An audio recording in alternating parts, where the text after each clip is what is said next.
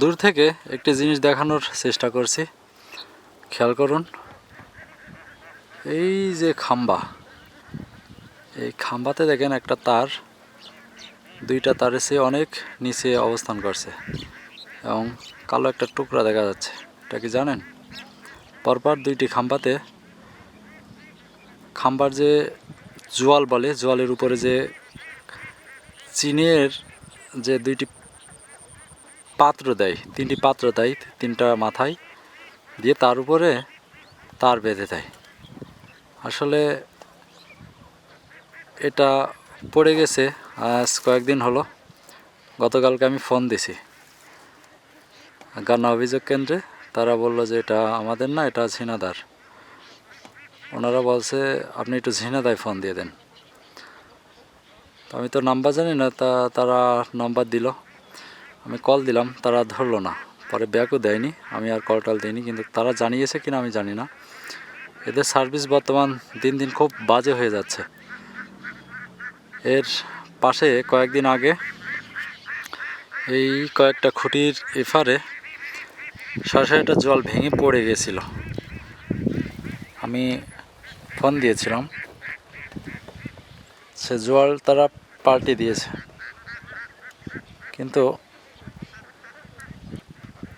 দুইটা তার আজও ঝুলে আছে। এখান থেকে খুব বেশি স্পষ্ট দেখা যাচ্ছে না, কারণ অনেক দূর থেকে আমি ক্যামেরা করছি। তো এই যে এই লাইনটা অনেক পুরাতন একটি লাইন, এটা মেন লাইন। আমাদের বয়স 30 চলছে, এই 30 বছর আমরা দেখিনি এমন কখনো হতে। কিন্তু এই লাইনগুলো সার্ভিস দেওয়ার পর থেকেই এমন বাজে অবস্থা। কারণ এটা কিন্তু সবার পরিচিত একটা মাঠ, ওফারের মাঠ বা গেড়া মারার মাঠ। এই মাঠেই কিন্তু এই ঘটনাটি ঘটেছে এবং এর আগেও তার যে জোয়াল ভেঙে গেছিলো। আমি বলছিলাম, গতকালকেও বলছি যে পরপর এই যে দুইটি খাম্বা, এমন ঘটনা কিভাবে ঘটে।